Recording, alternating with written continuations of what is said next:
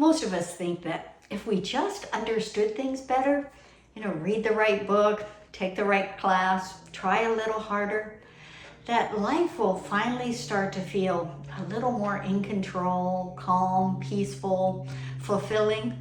But what if the reason that we keep looping back into stress isn't because we're missing information, but because something much deeper is actually running the show? What if your heart, instead of your head, is quietly shaping what we think, how we react, and even how we interpret the world around us? And in today's video, I'm going to share how science and scripture reveal how our heart actually works, why willpower alone often fails, and then a real simple heart reset exercise that you can use anytime you feel stress starting to creep in, starting today. Hi there, I'm Denise.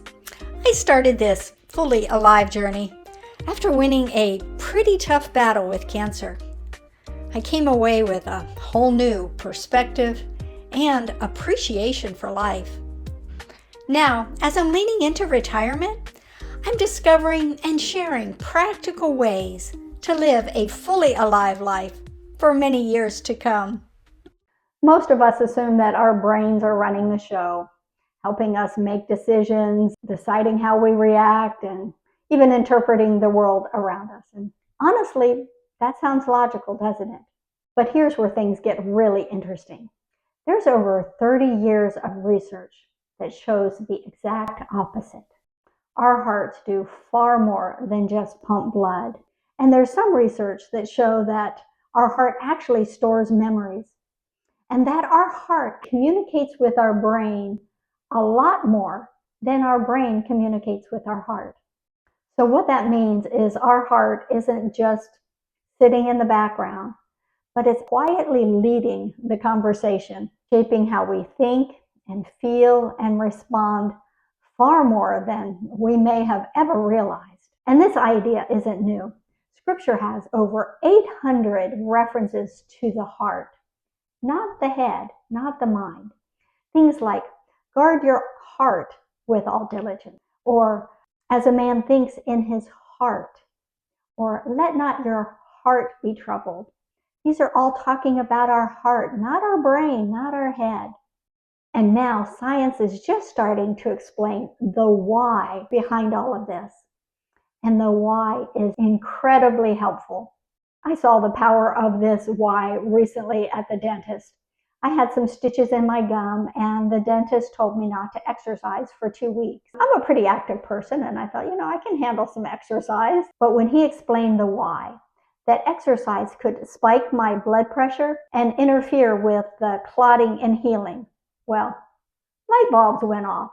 Now that made sense, and I could take that instruction of don't exercise, much further than just not doing my workout. The information didn't change, but the why sure made a huge difference. So let's take a minute to unpack the why the heart matters so much, and why it has such a strong influence on how we live. So research pioneered by the Heart Math Institute shows that our heart operates in 2 primary states, and they call that coherent and incoherent. I know, big words. I like peace and turmoil. So a coherent heart, or a heart at peace, has this smooth rhythm, and it happens when we feel safe, at rest, grounded, or grateful. So in that coherent state, it's like our heart sends an email to our brain and says, hey there, everything down here is looking good. And that peace has ripple effects. It shows up in our relationship, our jobs, and just how we experience everyday life around us. On the other hand, an incoherent heart is jagged and erratic, and is usually triggered by stress, old hurts, unresolved anger, or beliefs like, I'm just never going to be good enough, or something bad is about to happen. So in that incoherent state of turmoil, your heart sends an email to your brain, and that email is quite different. It's danger, be alert. And so our mind is going to respond as it's designed to do, and it shifts into this fight or flight mode. Your thinking gets foggy or you blank out. If you've ever been in a stressful meeting and having to present something, you may have experienced that. You feel drained physically, even on good days. This turmoil has ripple effects. It shows up in our relationships, at work, and how we experience the world around us. So our heart is either operating from a state of peace or a state of turmoil, and it is shaping the kind of life that we live every day. So here's a great example of heart overhead. So back to this dentist visit. This was just a few weeks ago, so fresh in my mind. So I had to have some minor oral surgery. And as I'm sitting in the dentist chair, I'm thinking, everything's cool. I've done my due diligence. I've researched what this all means, and felt like, I'm good. Let's move forward. But we actually had to wait 10 minutes for my body to stop shaking. I was shaking from head to toe. My head said everything was fine, but my heart was running the show and my body listened. So when your heart is in this incoherent state, this state of turmoil, you can know the right things in your head, the right things to say or do, but operating on that information is a whole nother thing. It's like your head is saying, stay calm, and your heart is screaming, danger, danger. And this isn't a failure or a weakness in you. It's simple biology and physiology. It's when our heart is speaking louder and sending clearer and stronger and more consistent signals than what our head is telling us. And now that we know this, now that we have this information, we can use it to our advantage. So I'm going to walk us through a heart reset that restores this coherence or peace, moving us from that place of stress and turmoil and incoherence to the place that we really want to operate from. And I'm going to just walk us through that one. Catch it early. Notice tension, fear, or old beliefs rising up. Pause and pray. Lord, my heart is troubled. Help me be still and know that you are here. Take a few slow, natural breaths. Let your body relax. Focus on ease and surrendering tension to God. Shift your attention to your heart. Imagine resting there in safety, quieting the mind.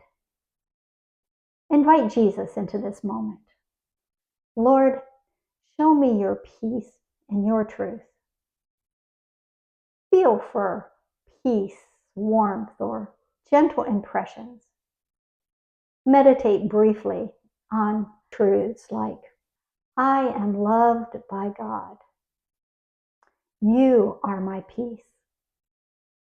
Let it sink in emotionally, not just mentally. Now, choose a small, aligned response. In this calmer heart state, ask quietly, Lord, what would living from your truth in my heart look like right now? That could be to respond with grace instead of reacting, or step away briefly to pray, or affirm a promise out loud. Act intentionally instead of reacting. I'm choosing this response because Christ is in me. I am safe. I am loved. Now let it register. Write it on your heart. Pause 10 to 15 seconds. Breathe naturally. Feel any shift or peace. And whisper this prayer.